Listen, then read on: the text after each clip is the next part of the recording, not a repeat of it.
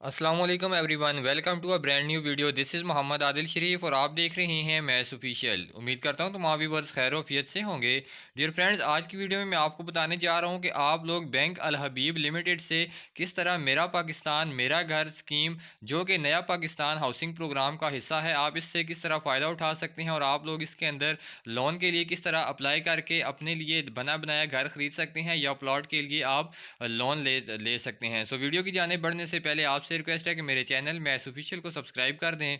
उसके साथ ही all notification bell को प्रेस करें ताकि आपको हर नई आने वाली वीडियो की अपडेट सबसे पहले मिल सके।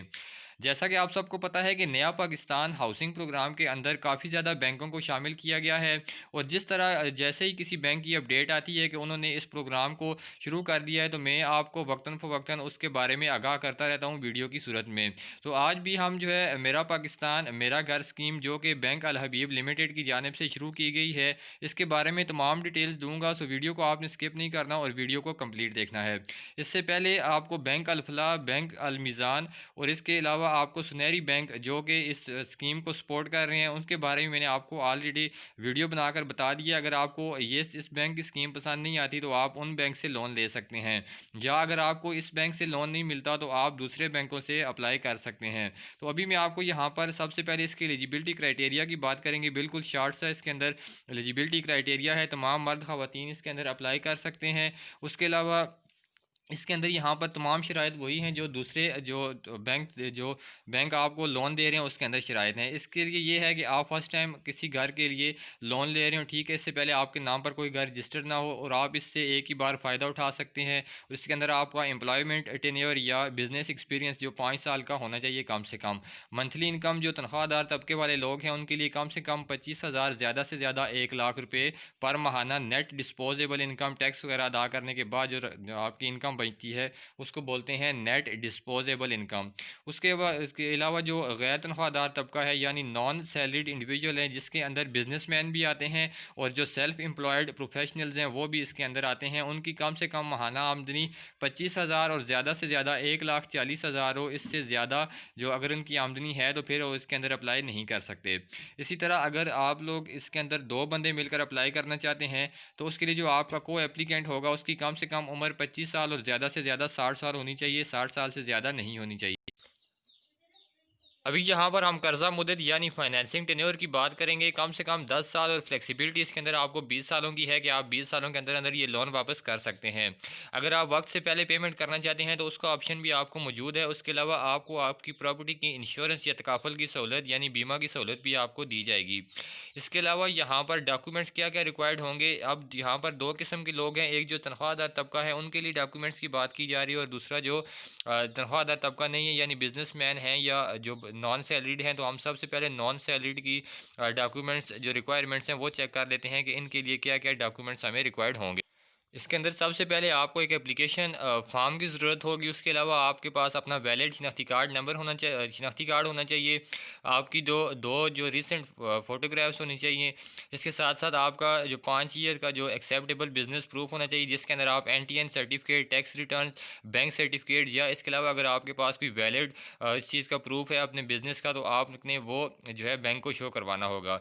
उसके अलावा अगर आपका किसी बैंक के अंदर खाता वगैरह खुला है तो आपने पिछले 6 महीनों की उसकी बैंक स्टेटमेंट्स होती हैं कि आपने वहाँ पर कितनी ट्रांजैक्शन वगैरह की, क्या कुछ आपका वहाँ पर हिसाब किताब था, आपने वो सारा शो करवाना होगा। इसी तरह जो तनख्वाहदार तबका है उनके लिए जो है एक उनको एप्लीकेशन फ़ॉर्म की ज़रूरत होगी। इसी तरह इनके लिए तमाम तर एक उनको अपने जो कौमी शनाख्ती कार्ड होना चाहिए उनके पास। उसके बाद तीसरे नंबर पर उनके पास दो रिसेंट कलर फ़ोटोग्राफ्स होनी चाहिए, पासपोर्ट साइज़।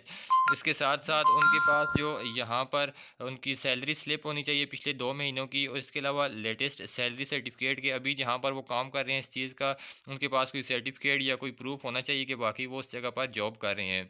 इसके अलावा पिछले 6 महीनों की उनकी बैंक सर्टिफिकेट जो स्टेटमेंट्स है वो उनकी होनी चाहिए। अभी यहाँ पर सबसे पहले मैं आपको ये बता दूँ कि व्हाट इज़ द पैरामीटर या product category and project scheme. तो यहाँ पर इसके पैरामीटर्स हम देख लेते हैं कि पैरामीटर इसके अंदर भी आपको 3 टीयर्स बताए गए हैं।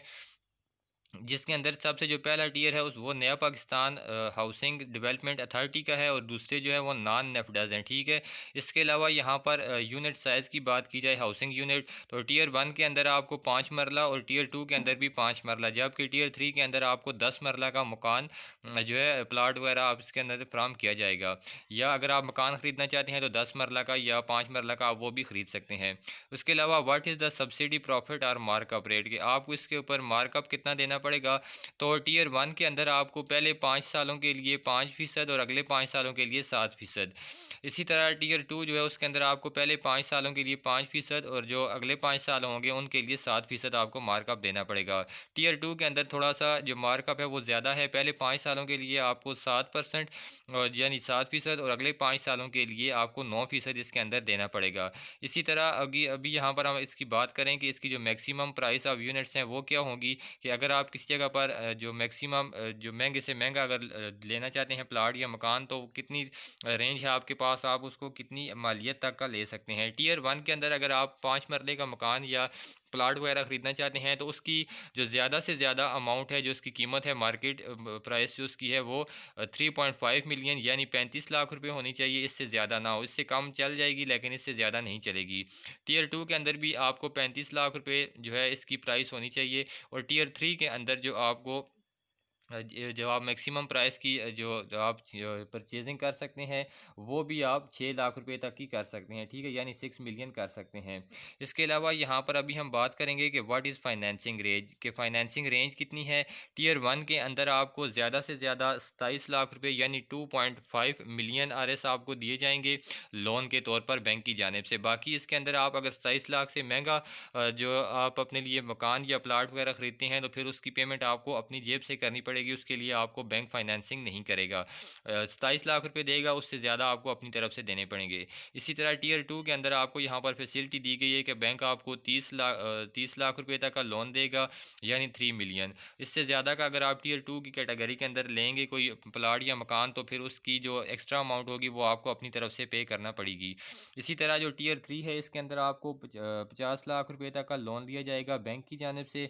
अगर 50 लाख से ज़्यादा का अगर आप जो है कोई परचेजिंग वगैरह करते हैं या आप प्रॉपर्टी वगैरह ख़रीदते हैं तो फिर उसके लिए आपको बकाया रकम अपनी जानिब से इसके अंदर पे करनी पड़ेगी। अभी हम यहाँ पर बात करते हैं कि आप लोगों ने इसके अंदर अप्लाई किस तरह करना है। तो यहाँ पर इन्होंने किसी किस्म का आपको अप्लाई का तरीक़ाकार नहीं बताया हुआ, लेकिन यहाँ पर आपको ये कॉल का ऑप्शन नज़र आ रहा होगा। यहाँ पर मैं आपको जूम करके बताता हूँ, ठीक है। यहाँ पर आप ये देख सकते हैं, आपको एक फ़ोन बना हुआ नज़र आएगा, उसके साथ आपको एक लोकेटर का निशान नज़र आएगा। लोकेशन के ऊपर आप क्लिक करेंगे तो आपकी नज़दीक तरीन जो बैंक अल हबीब की जो ब्रांच होगी उसके बारे में आपको बता दिया जाएगा। और दूसरे नंबर पर आपको ये जो कॉल का ऑप्शन नज़र आ रहा है इसके अंदर आपको इनका कॉन्टैक्ट नंबर शो हो जाएगा। इसके अलावा अगर आपको जो किसी किस्म की अगर मुश्किलात आती हैं, ठीक है, अगर आपको जो इंग्लिश के अंदर समझ नहीं आता तो आपने यहाँ पर ये आपको इंग्लिश लिखा हुआ नज़र आएगा। इसके ऊपर आप क्लिक करेंगे तो ये तमाम तर मालूमात आपको नीचे बताएगा कि आप उर्दू के अंदर भी पढ़ सकते हैं, तो आप उर्दू के ऊपर क्लिक करेंगे। जो मैंने अभी आपको यहाँ पर तमाम तर मालूमात बताई हैं ये आपको सारी की सारी उर्दू के अंदर यहाँ पर लिखी हुई नज़र आएंगी, जिनको आप अपनी आसानी के लिए दोबारा पढ़ सकते हैं और अपनी इसके ऊपर सेटिस्फेक्शन कर सकते हैं, और इस तमाम अपने जो डाउट्स हैं उनको क्लियर करके अपनी तमाम तर जो आपके क्वेश्चन वगैरह आप उनको कंफर्म कर सकते हैं कि आप इसके लिए क्या क्या चाहते हैं और आपको क्या क्या जो रिक्वायरमेंट्स हैं वो आपको ज़रूरत पड़ेगी।